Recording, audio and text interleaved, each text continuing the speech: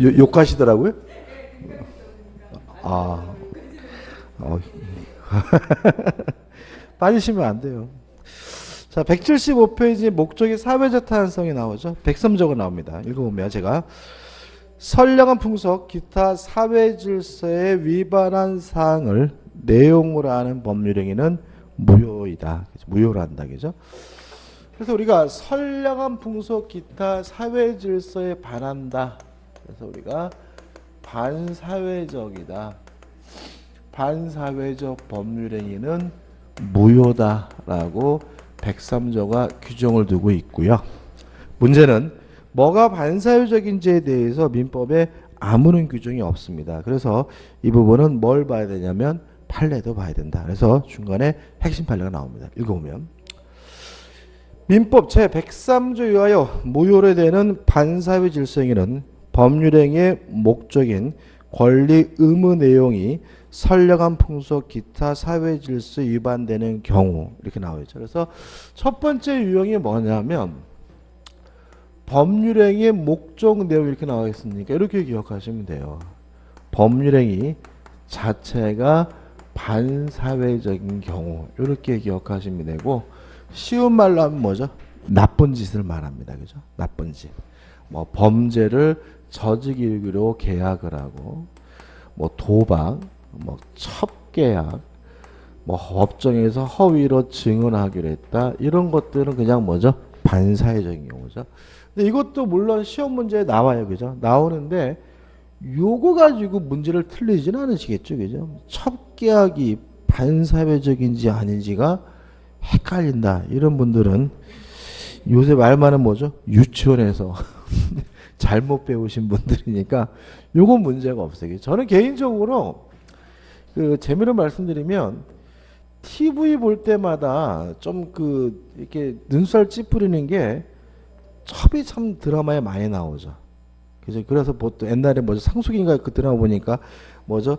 첩의 자식이 억압과 굴욕 속에도 그죠? 꼭 뭐죠? 첩의 자식이 또 잘생겨서 미남이에요. 꽃미남이죠.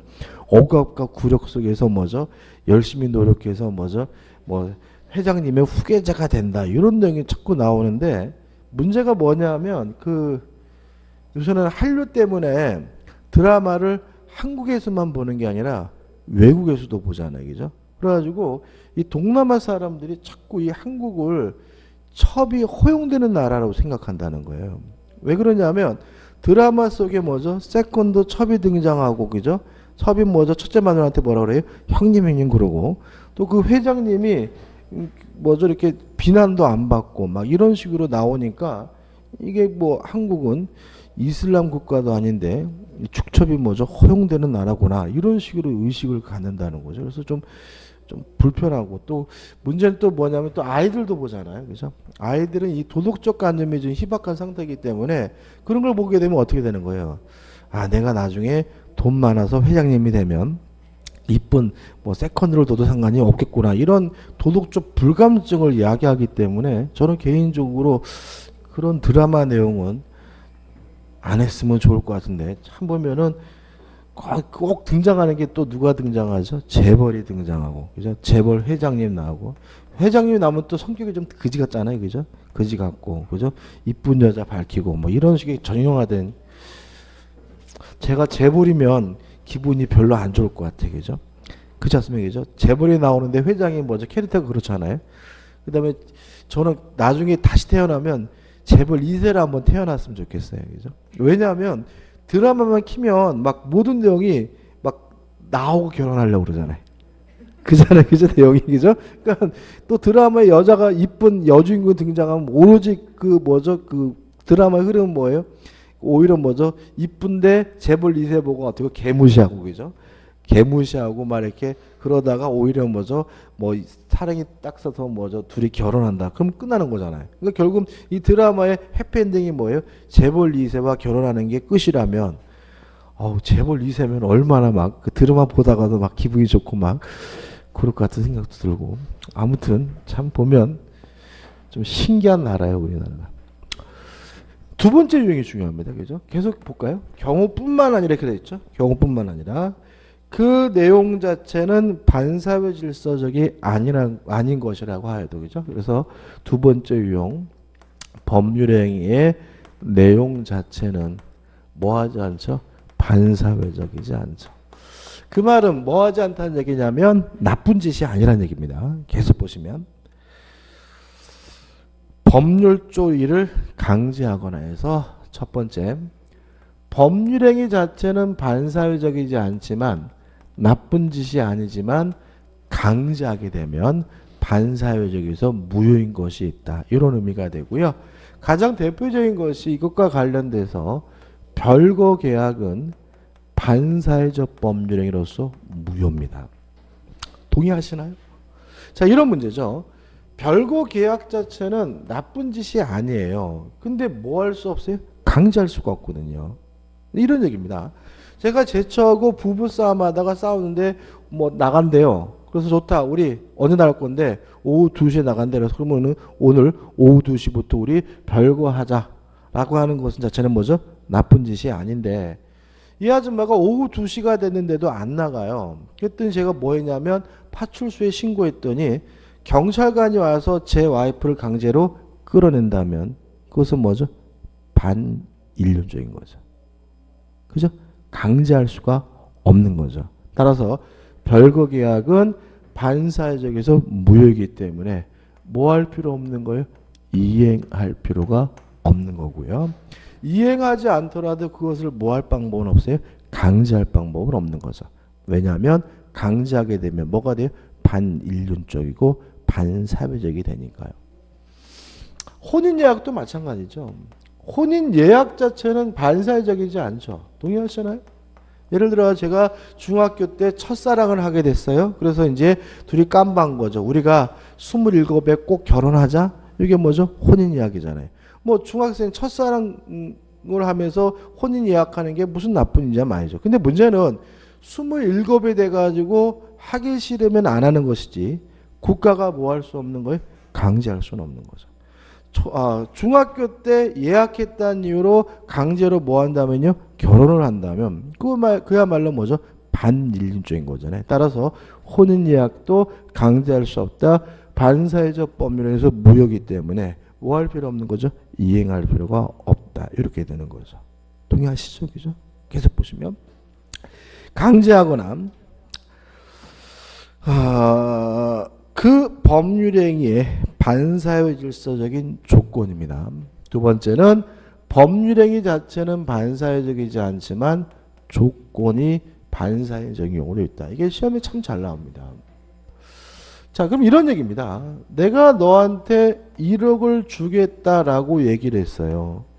요 자체는 물론 뭐 하지 않죠? 반사회적이지 않은데 조건이 예를 들어서 갑돌이를 살해하면 1억을 주겠다라고 했다면 법률행위 자체는 반사회적이지 않지만 뭐가 반사회적이죠? 조건이 반사회적인 거죠. 물론 갑을 살해하기로 하는 것은 당연히 뭐예요?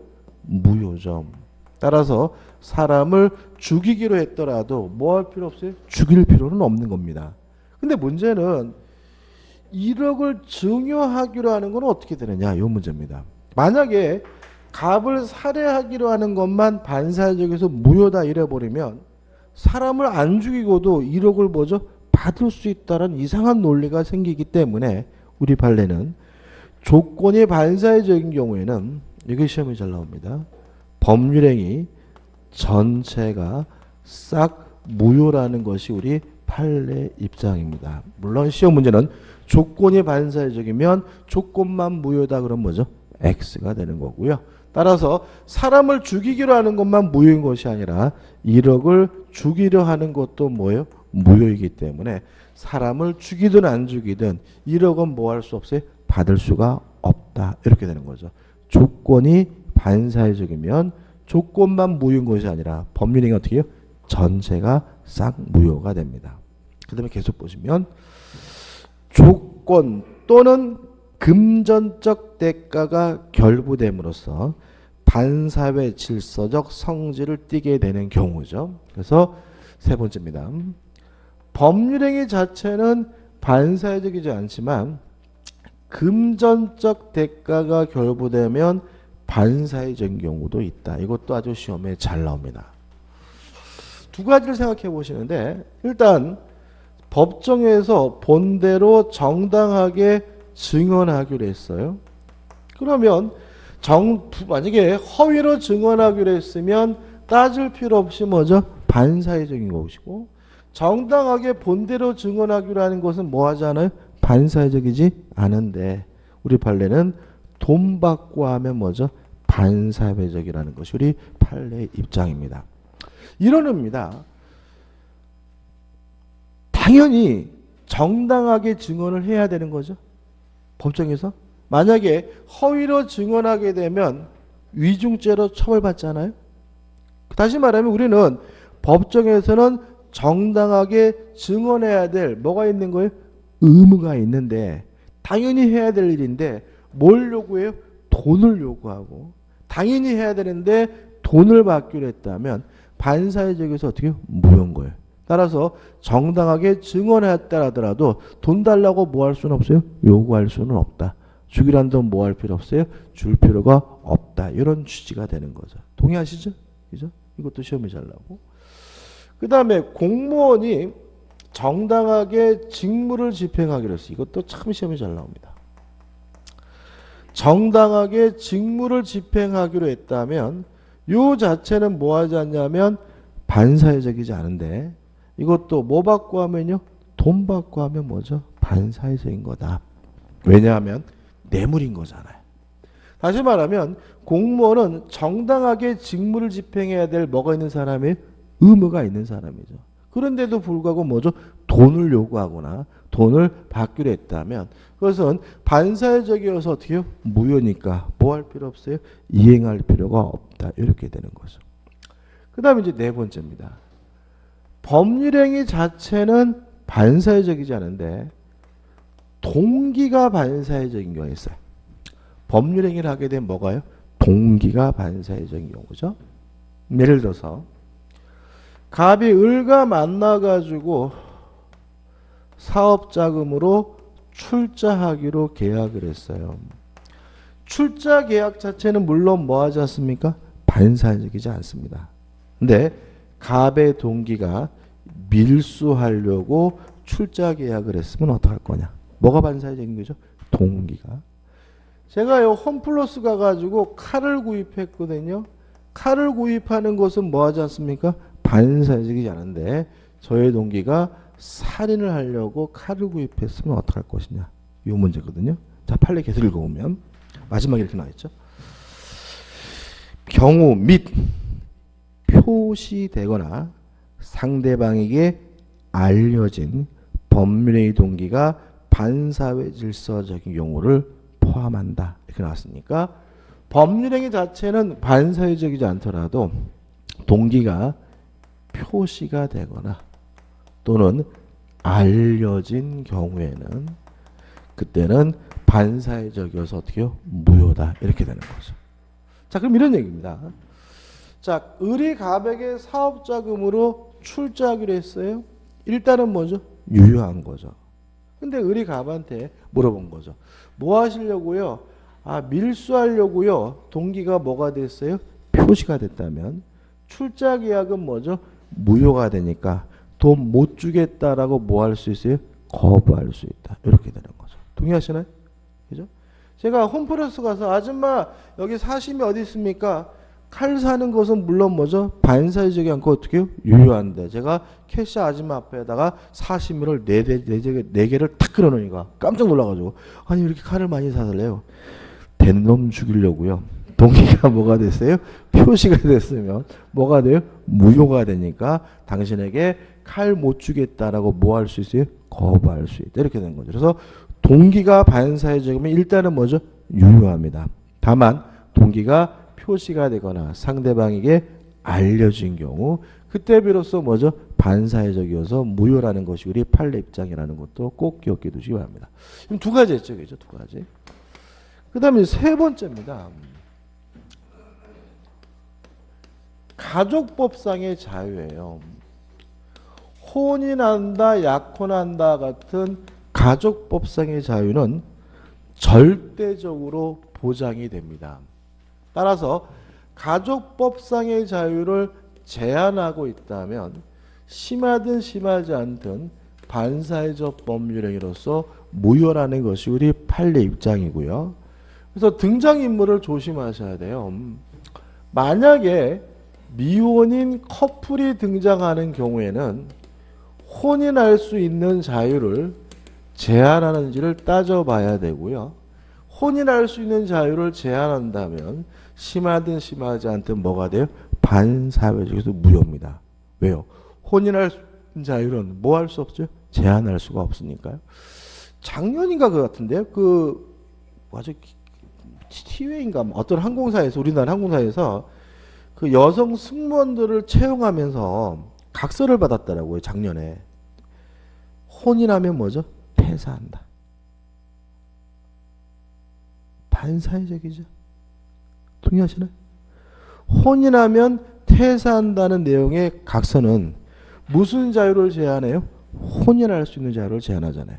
제가 여승무원으로 근무 중인데 좋은 남자가 생겼어요. 근데 문제는 이 남자하고 뭐죠? 결혼하면 뭐 해야 돼요? 퇴사해야 된다면 혼인을 뭐 하게 돼요? 망설이게 되고 저의 뭐가 제한되고 있는 거죠? 혼인할 수 있는 자유가 제한되는 거니까 그러한 각서는 뭐죠? 반사회적으로 무효인 거죠. 저는 그걸 왜 받는지 모르겠어요. 그죠? 아니 꼭 그 여승무원이 처녀여야 되나요? 기장이 왕인가? 그러면 남승무원은 뭐 넷인가? 아니 이 발상 자체가 저는 이해를 못하겠어요. 저는 그 진짜로 왜 그런지 모르겠어요. 진짜 옛날에 많았죠. 은행 그죠? 은행 같은데 여자분들 근무하실 때 이런 거 굉장히 많았습니다. 무슨 지점장이 왕인가? 아니 뭐 이런 거지 같은 게 다 있어, 그죠? 저는 진짜 이해 못하겠는 게 요새 비행기 타면 그러잖아요. 여승무원들은 뭐 무슨 뭐죠? 안전 요원이고 그러니까 개기지 말고 뭐 지시 안 따르면 뭐 항공법에 처벌받을 수, 그죠? 그죠? 그러면 아줌마가 더 낫지 않나? 그러니까 예를 들어서 이런 얘기잖아요. 그 비행기가 추락하거나 위급할 때 되면 그 승무원들은 뭐죠? 안전 요원인 거잖아요, 그죠?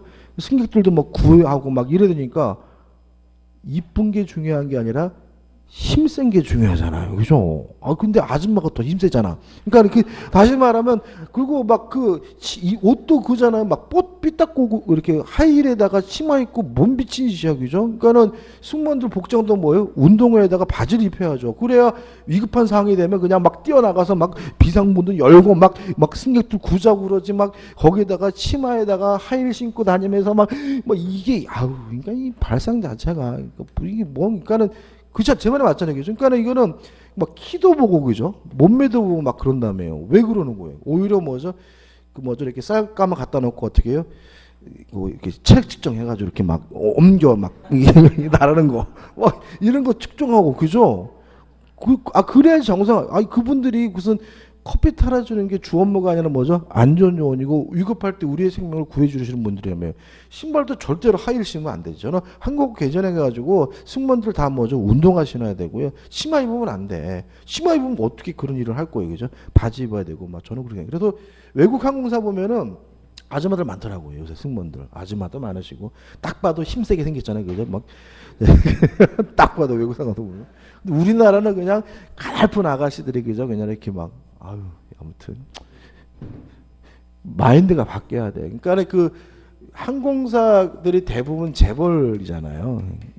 그죠? 우리나라 항공사가 재벌이니까 얘네들은 그 사회 물정 모르는 애들이잖아요. 그러니까 얘네들은 그냥 지들 편하게 뭐죠? 그 뭐 애들 갑질 넣고 막 그랬잖아요. 그죠? 승무원은 이쁘고 막 이상한 놈들. 아무튼 그 다음에 부부가 등장하면 이혼할 수 있는 자유를 제한하는지를 따져야 되고요.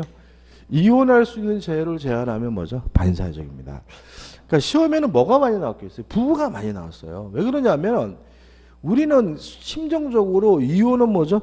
나쁜 짓이라는 생각이 있기 때문에 이혼할 수 있는 자유를 제한하면 반사회적이라는 거 그렇지라고 하면서도 답은 다른 거 선택해요.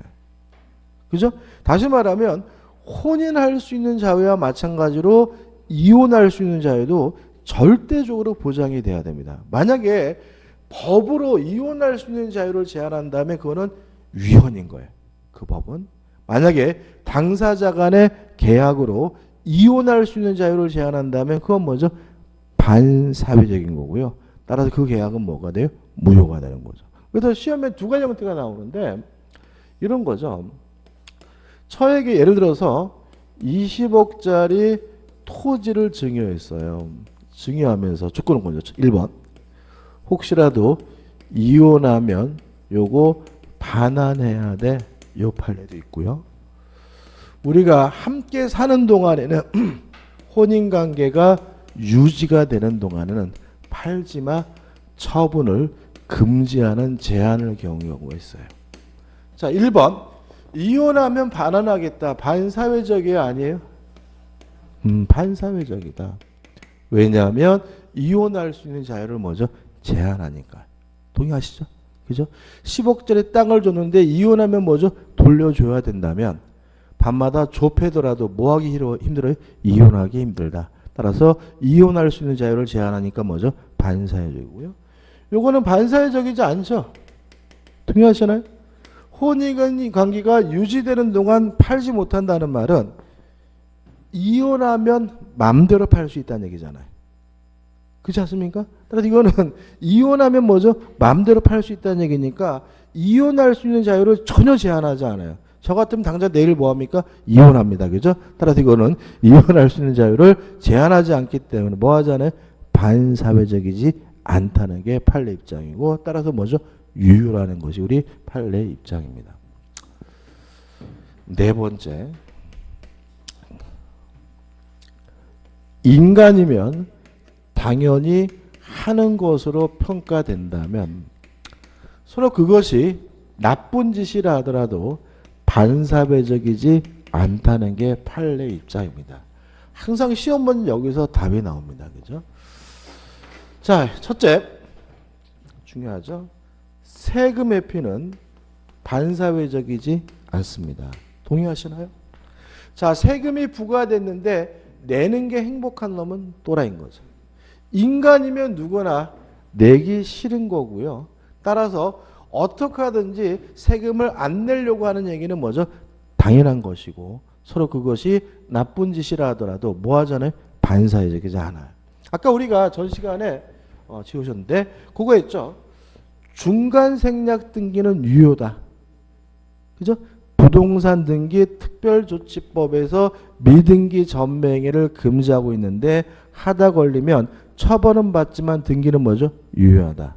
혹시 반사회적이지 않은 건가요? 반사회적인 거 아닌가요? 반사회적이지 않다. 왜 그 짓을 하는 거죠? 세금을 안 내려고 하는 행위고 세금을 안 내려고 하는 행위는 인간이면 당연한 행동이기 때문에 뭐 하잖아요? 반사회적이지 않다. 그래서 어떤 형태든지 간에 세금을 안 내려고 하는 행위는 절대로 뭐 하잖아요? 반사회적이지 않다는 거 꼭 가져가셔야 돼요. 두 번째 채무회피죠. 우리 속담에 앉아서 빌려주고 서서 받는다는 말이 있잖아요.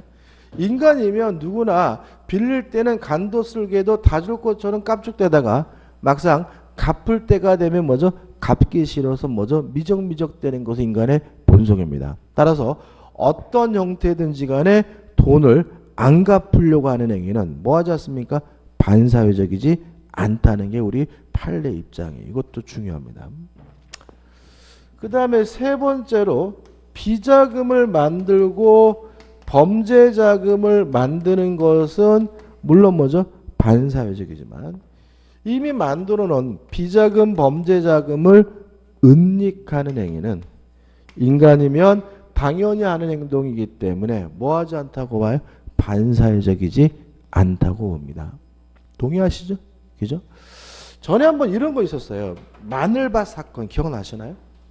그 전라도에서 그 마늘밭에서 뭐죠? 얼마였지? 그때 60억인가?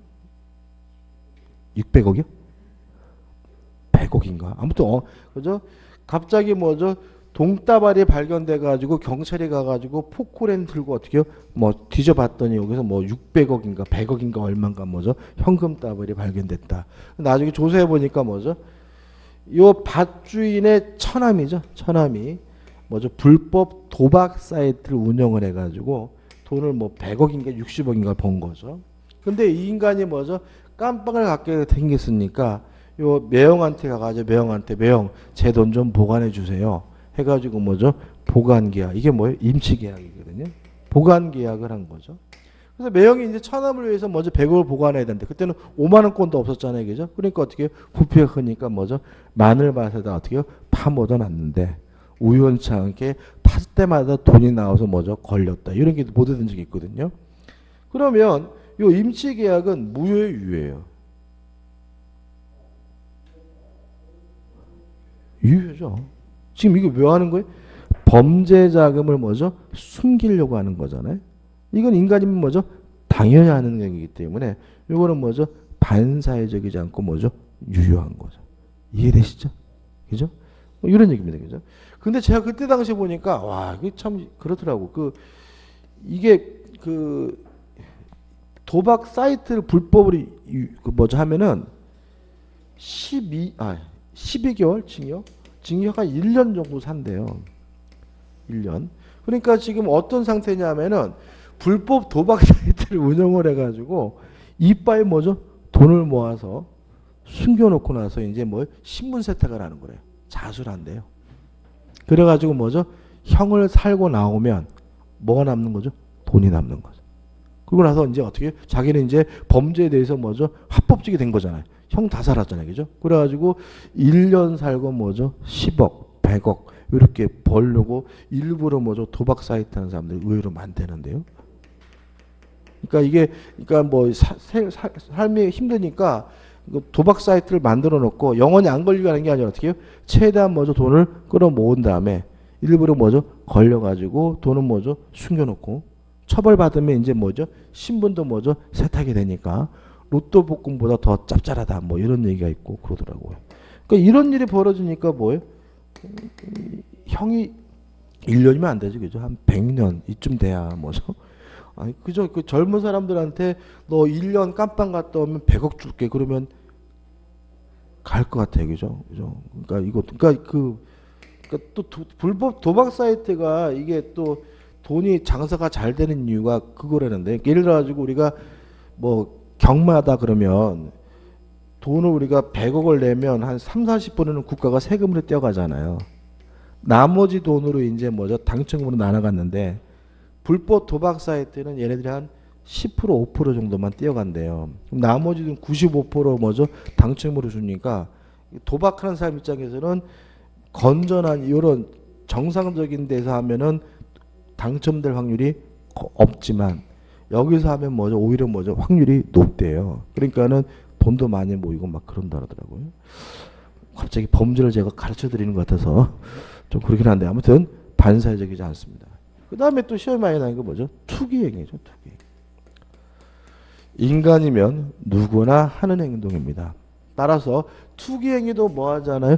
반사회적이지 않다. 그래서 실제로 기억하기 위해서 말씀드리면 우리가 그 장관이나 국무총리 같은 분들 청문회 하면 꼭 요게 나오죠. 그죠? 그죠? 뭐 세금 안 내고 있고. 그죠? 제가 작년에 오래됐죠. 진짜 놀랬던 건 여자분 대법관. 대법관 후보자인 분이 막 벌금 세금 잔뜩 안 냈더라고. 그죠? 그 다음에 또 뭐도 나옵니까? 위장 전입도 나오죠. 그죠? 이게 뭐예요? 투기행위. 그죠? 이런 것도 다 나옵니다. 왜 나오냐면 이 사람들의 특징이 뭐냐면 법대를 졸업한 사람들인데 법대를 졸업하게 되면 대학 1학년 때 이걸 배워요. 그러니까 젊은 날에 어렸을 때 이걸 배우니까 이 세금을 안 내면서 뭐가 없어요? 법조인들은 죄책감이 결여되어 있어요. 무슨 말이냐? 인간이면 당연히 하는 행동이다. 투기하면서도 뭐죠? 죄책감이 결여되어 있어요. 우리는 뭐죠? 투기하면 왠지 막 나쁜 짓 하는 것 같은데 걔네들은 뭐예요? 투기는 인간이면 당연히 하는 행동이니까 기회만 있으면 뭐 하려고 해요? 투기. 그러니까 일반인들은 위장전입 한 번이나 할까 말까 하는데 걔네들은 기본이 뭐죠? 3세판이잖아요. 위장전입을. 그러니까 그런 것들이 뭐예요? 젊은 나이에 뭐죠? 교육을 그렇게 받았기 때문인 거니까요. 거부감 갖지 마시고 우리도 꼭 기억해 두시고 앞으로 세금 내지 말고요. 그죠? 웬만하면 뭐죠? 투기도 좀 하고. 그죠? 그런 거죠. 그죠? 끝입니다. 교재는 이제 얘가 나오니까 일본 학적 분리 방식에 따라서 교재 분리해 놨는데 대부분이 이런 거에 한번 쭉 보시면 될 것 같아요. 그죠? 근데 수험적으로는 이렇게 정리하시는 것이 문제 풀 때 편하니까 꼭 정리해 두시기 바랍니다.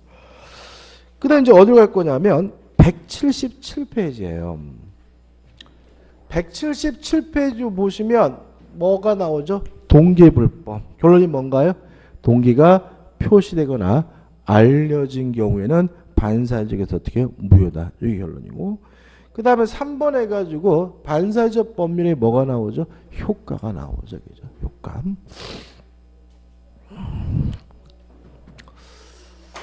자, 일단 효과는 무효입니다. 따라서 이행하기 전이라면 뭐 할 필요 없는 거죠? 이행할 필요가 없는 거죠. 예를 들어서 첩기하기 반사회적에서 무효다라는 말은 결국은 누구의 첩이 돼주기로 했더라도 뭐 할 필요 없어요? 첩돼줄 필요 없다. 이행할 필요가 없다. 이런 의미가 되는 거죠. 근데 문제는 이행을 했어요. 이행을 했을 때는 어떻게 될 것이냐. 이 문제에 대해서 우리 민법은 일단 이행한 것은 불법 원인 급여이기 때문에 뭐 받지 못하냐면 반환받지 못한다라고 규정을 두고 있습니다. 이유는 나쁜 짓 한 놈을 뭐 하지 않겠다는 거죠? 도와주지 않겠다는 얘기입니다. 그래서 시험에 잘 나오는 이런 형태의 사례가 나오는 거죠. 갑이 을이라는 여자분을 사랑하게 돼서 다이아 반지도 준비하고 촛불도 켜놓고 프로포즈한 거죠. 사랑해. 내 첩이 돼주겠니? 이러면 반응이 뭐 해야 돼? 이런 미친놈 이렇게 나와야 되는데 내 첩이 돼주면 강남에 있는 10억짜리 빌라를 주겠다라고 하면 뭐죠? 미친놈 소리가 잘 안 나온다. 물론 첩계약은 반사회적이어서 무효니까 을은 갑에게 뭐 대줄 필요 없어요? 첩 대줄 필요도 없고요. 갑도 을에게 뭐 해줄 필요 없어요? 이전 등기해 줄 필요가 없는데 등기해 준 것은 불법 원인급여이기 때문에 뭐 받지 못해요? 반환받지 못한다. 누구 거냐? 을에게 확정적으로 소유권이 기속된다는 것이 우리 판례 입장입니다. 다시 말하면 불법 원인급여는 반환받지 못한다라는 민법 규정 때문에 그 반사적 효과로서 부동산에 관한 소유권은 누구에게? 을에게, 상대방에게 확정적으로 귀속이 된다는 것이 우리 판례 입장이라는 거 잊지 마시기 바라고요. 따라서 갑은 을에게 돌려달라고 요구할 수도 없고요. 을은 병한테 팔아먹고 병한테 이전 등기를 해줬다면 을은 지고 지가 팔아먹은 거잖아요. 따라서 병은 어떻게 해요? 선, 악, 불문하고 뭘 갖게 돼요? 소유권을 갖게 된다는 것까지 꼭 기억해 두시기 바랍니다. 항상 그러느냐? 아닙니다. 다만 두 당사자 중에서 불법 없는 당사자, 일반적으로 이 사람은 피해자를 말하고요. 불법 없는 당사자는 반환받는 것이 뭐죠? 가능하다는 것까지 기억해 두시기 바랍니다. 예를 들어 가지고 네 딸 데리고 있다. 인질범인 거죠. 그죠? 네 딸 살리고 싶으면 5천만 원 붙여라. 그래서 어떻게 해요? 5천만 원 붙였거든요. 물론 인질범을 석방하기 위해서 5천만 원을 주기란 것은 반사회적 법률에서 무효니까 주기 전이면 뭐 할 필요 없어요? 줄 필요가 없는 거죠.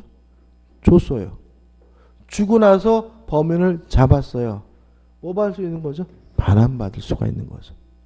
다시 말하면 돈 준 사람 누구죠? 피해자죠. 불법 없는 사람이죠. 따라서 항상 못 돌려받는 것이 아니라 누군요? 피해자는, 불법 없는 당사자는 뭐 할 수 있어요? 반환받을 수가 있다는 것도 좀 주의하시기 바랍니다. 끝입니다. 그 다음에 넘겨보시면 178페이지 이제 뭐가 나오죠? 이중매매가 나오고 있습니다. 이중매매도 중요합니다. 자, 이런 문제죠.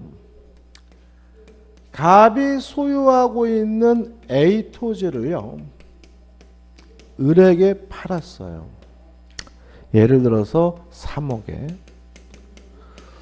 을이 갑에게 3억 원 대금을 다 지급했는데 갑자기 땅값이 3억에서 5억으로 폭등을 했어요. 그래서 갑이 고민하다가 내가 이 돈 받고 너한테 넘겨줄 수는 없다 해서 병가 만나가지고 5억에 매매 계약을 했다면 똑같은 물건을 2번 팔아먹은 것이니까 이런 걸 우리가 뭐라 그러는 거죠? 이중매매라고 하는 것이죠. 일단 이중매매는 원칙적으로 유효합니다. 따라서 첫 번째 매매 계약도 유효한 거고요. 두 번째 매매 계약도 유효한 겁니다. 그러면 을과 병 중 누가 소유권을 취득하느냐? 두 매매가 모두 유효하기 때문에 둘 중에 먼저 등기한 사람은 선등기자가 소유권을 갖게 됩니다. 따라서 만약에 병이 갑에게 5억 원을 지급했다는 이유로 갑이 병에게 이전 등기를 해줬다면 병이 확정적으로 뭘 갖게 되냐면 소유권을 갖게 됩니다. 그 다음에 따라서 이제 누구죠? 병이 소유권을 갖는 거죠. 그 다음에 두 번째가 좀 어려울 수 있는데, 요 갑과 을 간의 매매 계약도 유효하잖아요. 그죠? 근데 갑이 병하고 매매 계약을 하고 이전 등기를 해주면 갑이 을에게 더 이상 등기를 못 해주죠. 이게 채무불행이죠. 왜요? 고의나 과실로 채무를 이행하지 않거나 못하는 게 뭐죠?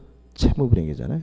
따라서 을은 갑과의 매매 계약을 채무불이행, 이행불능을 이유로 계약을 뭐 할 수 있냐면 해제할 수가 있습니다. 이 부분도 또 우리가 계약법에 채권법에 자세히 보는데, 자, 계약을 해제하게 되면요, 요 매매 계약은 소급해서 무효가 되기 때문에 갑은 을에게 뭘 해줘야 되냐면 원상 회복을 해줘야 됩니다.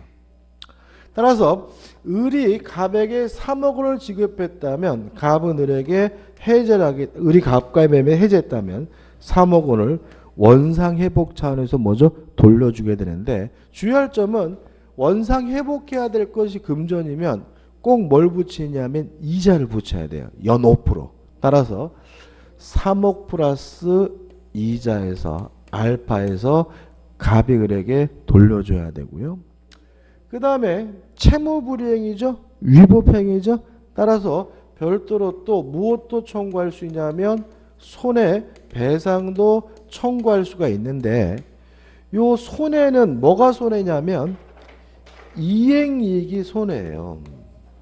이게 무슨 말이냐면 갑이 을에게 정상적으로 이행했다면 을이 벌 수 있었던 돈이 뭐예요? 손해인 거거든요. 그러면 얼마 벌 수 있었죠? 2억 벌 수 있었죠? 그러면 이행이익 해가지고 2억 원은 손해배상조로 뭐 하게 돼요? 청구하게 되는 거죠. 그럼 결과적으로 갑은 병한테 5억 받고 팔고 등기해 줬더라도 5억 다시 누구한테 줘야 돼요? 을한테 다 줘야 돼요. 3억에다가는 뭐까지 붙여서요? 이자까지 붙여서요. 그리고 갑은 민사조로 끝나지 않고요, 형사문제로 갑니다. 이게 배임죄입니다. 배임죄로 형사처벌을 받게 되고요. 우리 검사들은 이 배임죄는 재질이 굉장히 안 좋은 거로 보기 때문에 구속입니다. 구속. 그러니까 여기서 우리가 유의하실 것은, 제가 강조하는 이유는 뭐냐면 이중매매가 원칙적으로 유효하다는 말을 해도 된다로 가면 안 되는 거예요. 유효하다는 말은 이행을 해야 되고 이행을 못하면 책임을 져야 된다는 의미에서 이중매매는 뭐한 거예요? 유효한 거예요. 그럼 어떻게 책임을 지냐? 등기를 해준 사람에게는 소유권을 넘겨줌으로써 책임을 지게 되는 거고요. 등기를 못 해준 사람에게는 채무불이행 책임을 져야 된다는 의미에서 이중매매가 뭐하다는 얘기예요? 유효란 얘기지. 절대로 이중매매를 할 수 있다로 이해하시면 뭐죠? 완전 3천 보니까 주의하시기 바랍니다. 그죠? 그 다음에 예외죠. 항상 유효인 것은 아니고 예외적으로 무효인 경우가 있습니다.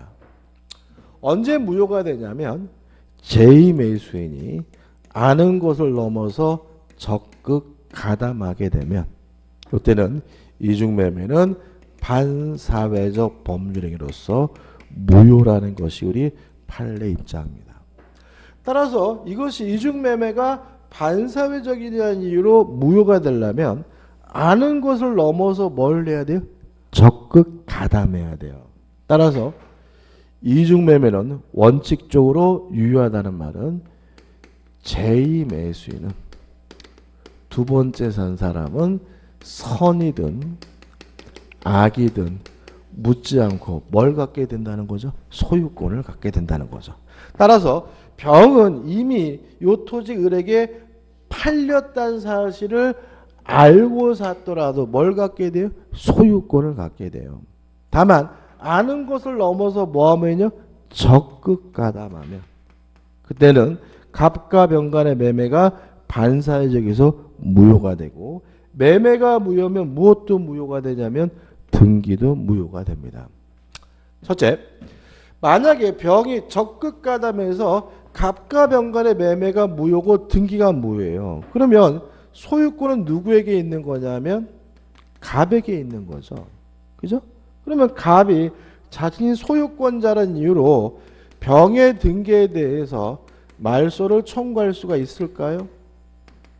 없겠죠. 왜 무효죠? 반사회적에서. 따라서 갑이 병에게 등기해 준 것은 뭐예요? 불법 원인급여이기 때문에 갑 스스로 무효라고 주장하면서 병의 등기에 대해서 말소해달라고 뭐하지 못해요? 청구하지 못하죠. 다만 을은 제1매수인은 병의 등기에 대해서 말소를 청구할 수 있는데 조심할 것은 을이 병에게 직접 말소해달라고 청구할 수는 없고요.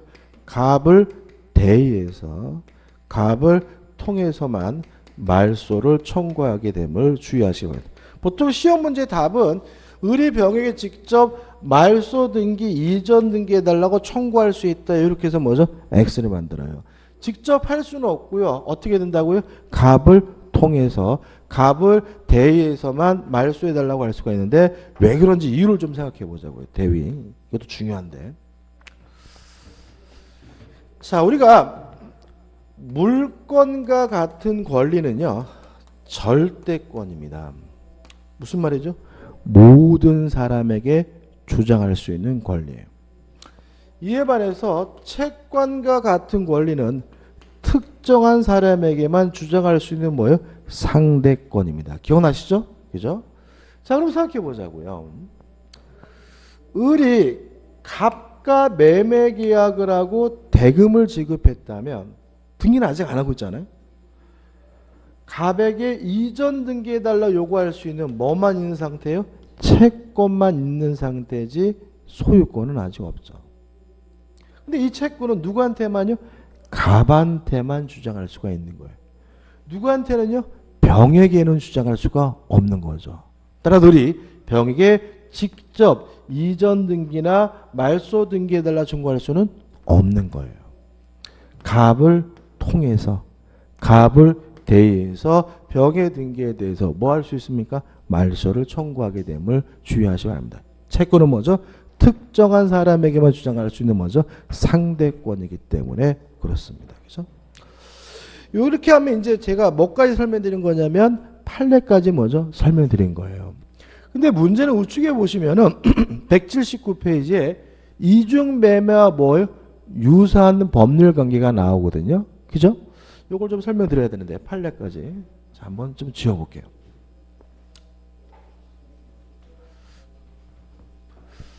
자, 이걸 줄이면 이렇게 되는 거죠. 제2매수인은 선이든 악이든 묻지 않고 뭘 갖게 돼요? 소유권을 갖게 되죠. 그죠? 다만 아는 것을 넘어서 뭐하면요 적극 가담하게 되면 이제 반사회적 법률 무효이기 때문에 뭘 갖지 못해요? 소유권을 갖지 못하는 거죠. 그죠? 줄이면 이게 뭐죠? 이중매매 법리고 이중매매에서 누가 그런 거죠? 제2매수인이 그런 거죠.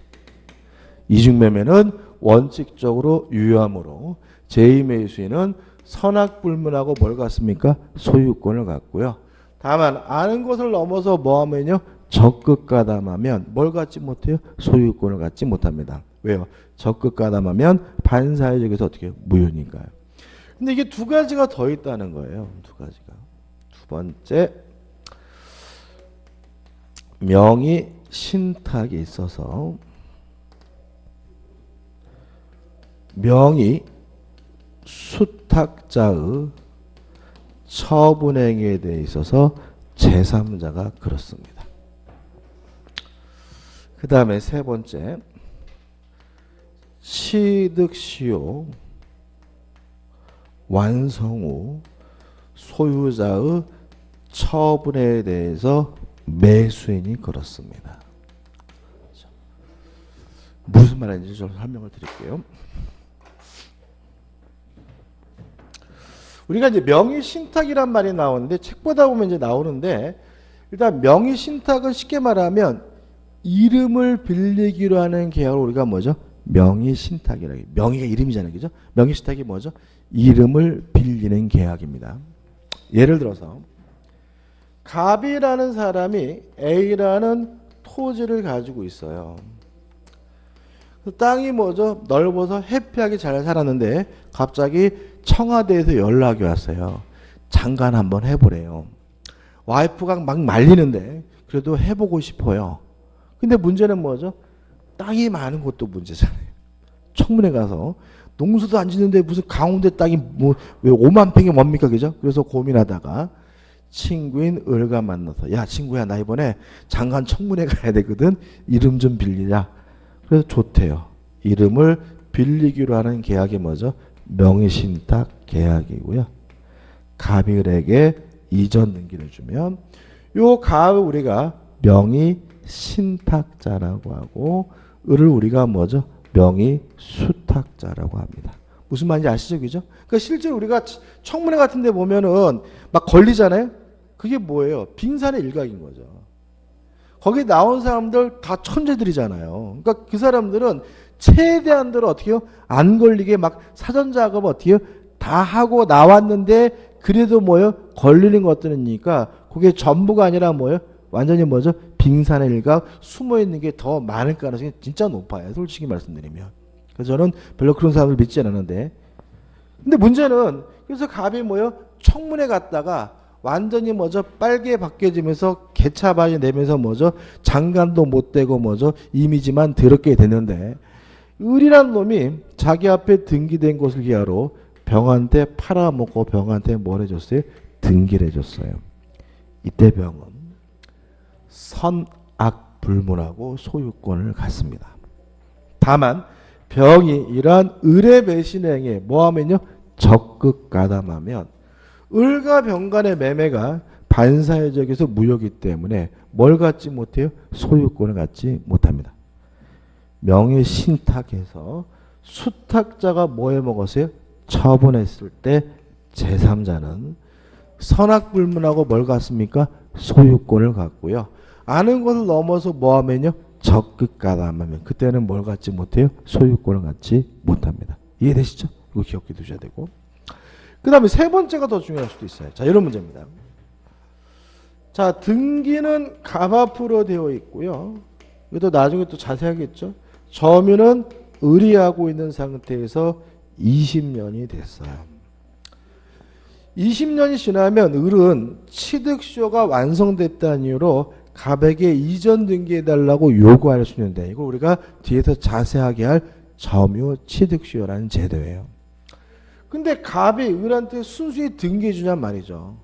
등기해달라니까 어떻게 해요? 못해주겠다 짜샤 해가지고 21년째 갑이 병과 만나서 매매 계약을 하고 병에게 이전 등기를 주면 취득시효가 완성됐을 때 누가 팔아먹은 거예요? 소유자가. 이때 매수인인 병은 선악불문하고 뭘 갖습니까? 소유권을 갖습니다. 다만 아는 것을 넘어서 갑의 배신행위에 뭐 했어요? 적극 가담하면 이제 갑과 병 간의 매매 계약은 반사회적에서 무효라는 것이 우리 판례의 입장입니다. 근데 실제로 이게 적어놓으니까 복잡하지만요. 이중매매하고 똑같아요. 보세요. 자, 명의신탁도 지금 가짜로 등기해놓은 거잖아요.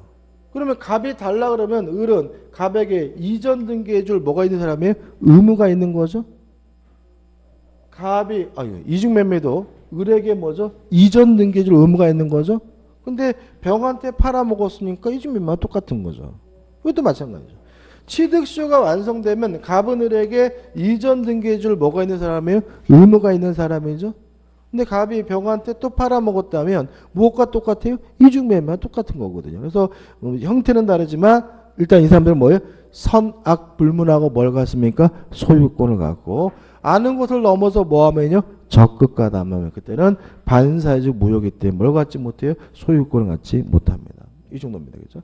복잡하게 어렵게 느껴질 수가 있는데 어렵지 않습니다. 이것도 수없이 반복할 거니까 너무 걱정하지 않으셔도 돼요. 여기까지고 좀 쉬었다가 하단에 179페이지에 불공정한 법률행위로 들어가도록 하겠습니다.